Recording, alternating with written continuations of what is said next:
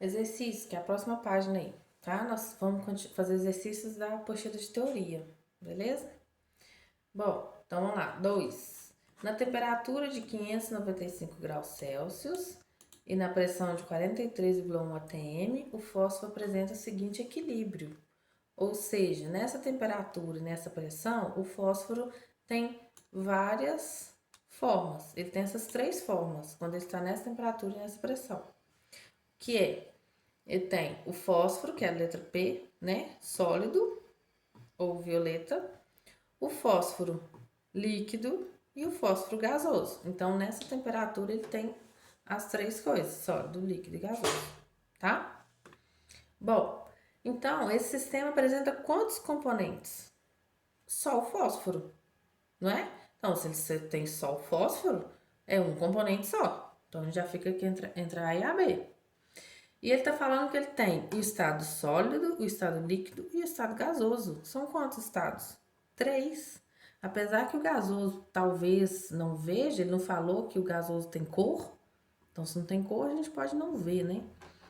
Mas ele está falando que é gasoso, ele está contando com o gasoso, tá? Então, são três fases. Então, é a letra B de bola, tá? Próximo. 3. Uma amostra de água do rio Tietê, que apresentava partículas de suspensão, foi submetida a processos de purificação, obtendo-se ao final do tratamento uma solução límpida e cristalina. Então vamos entender primeiro o que é isso. Eu tinha uma amostra de água do rio Tietê e eu tinha partículas de suspensão. O que é isso? É a sujeira que está lá. Eu vejo pedaços de sujeira que está no meio da água, né? Está suspendida, não está no fundo da água, tá? Aí eu submeti essa água a processos de purificação, ou seja, eu quero tirar essas partículas de suspensão, essa sujeira, obtendo-se ao final do tratamento uma solução límpida e cristalina, uma água que teoricamente já é uma água limpa, né? Eu falo teoricamente porque pode ter vírus, bactérias, coisas microscópicas que a gente não vê. Então aqui ele não falou, mas é uma solução límpida e cristalina, ou seja, eu não vejo nada além de água, não vejo sujeira, tá? Em relação às amostras de água antes e após o tratamento, podemos afirmar que correspondem a, vamos lá, substância composta e substância simples. Primeiro, vamos lembrar aqui que eu não lembro se eu falei que é substância composta e simples. Composta é formada por mais de um átomo, tá? Por exemplo, vamos lá, H2O é formado pelo átomo de H e pelo átomo de O. CO2 é formado pelo átomo de carbono e pelo átomo de oxigênio. Então, são substâncias compostas, tá? O que é substância simples? A simples é quando eu tenho formado por um átomo só. Por exemplo, o gás oxigênio formado é o O2, né? São dois átomos de oxigênio, mas só tem oxigênio, tá? O N2 é o nitrogênio, só tem nitrogênio. Então, são substâncias simples, formadas por um átomo só, tá? Um tipo de átomo, né? Um só tipo de átomo, tá?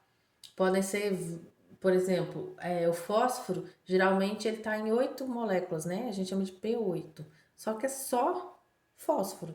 Então, ele é uma substância simples, porque é só um tipo de átomo, tá?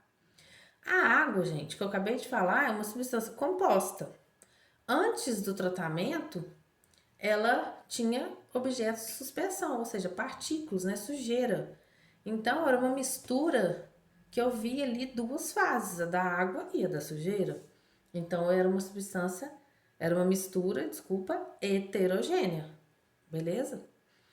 Depois que ela tá limpa, eu só vejo água limpinha ali, ela não tem mais nada ali que eu possa ver outra fase, né? Ela só tem uma fase. Então é uma mistura homogênea, tá? A 3 é a letra D. A água H2O ela é composta, né? É uma substância composta antes e depois. Beleza? Não vira substância simples hora nenhuma. 4. Analise os processos a seguir. Marque aquele que não representa uma transformação química. Então vamos lá. Transformação física é aquela que não altera as propriedades da matéria. Então, eu transformar de sólido para líquido para gasoso. A transformação química, eu altero a composição da matéria. Então, eu transformo uma coisa em outra. E não tem como voltar ao início. Então, eu quero que não represente uma transformação química. Então, eu quero, na verdade, uma que representa a transformação física. Oxidação de ferramenta. Oxidar, vocês vão colocar aí na frente. É a mesma coisa que enferrujar. Tá? Então, enferrujou, acabou. Não tem como voltar atrás, tá? Só quando é o início de uma ferrugem, um iniciozinho que você consegue aqueles tira ferrugem, tá? Mas mesmo assim, começou a enferrujar, o negócio é cortar e ir para outro lugar. Queimada da floresta. Então, queimar é você botar fogo, né? Não tem como também você voltar aquela árvore a ser o que era. Depois você botou fogo nela. Beleza? Evaporação do álcool. Evaporando o álcool. E aí? Se eu estou evaporando, ele está saindo líquido para o gasoso. Depois eu posso pegar aquele gás e transformar em líquido. Então, evaporação é um processo físico. A 4 é a letra C. E a digestão do sanduíche, depois que entrou no nosso estômago, né? Nossa boca, a gente comeu ali, sai lá embaixo, não é a mesma coisa. Beleza? Então, é transformação química a digestão, tá? 5, pra gente acabar aqui. Os fenômenos a seguir são exemplos de fenômenos químicos. Qual tá certo? O vinho, que é transformado em vinagre pela ação da bactéria Lactobacter acetil, e o leite é transformado em coalhada pela ação dos micro-organismos Lactobacillus bulgaricus e Streptococcus thermophilus. Então, isso aí, quando eu tenho bactérias, quando eu tenho fungos, qualquer micro-organismo, sempre vai ser uma transformação química, tá bom? Porque eles vão transformar uma coisa em outra, tá? 2. A planta captura CO2 da atmosfera e o transforma em seiva, liberando O2. Então, isso aí, não sei se vocês já viram, é o processo de fotossíntese, que é uma transformação química, no qual a planta captura o CO2 e forma glicose, que é o que eles estão falando da seiva, e libera O2, tá? 3. O processo de digestão de alimentos. A digestão de alimentos a gente já falou que é a química, né? Então, a 1, 2 e 3 até agora.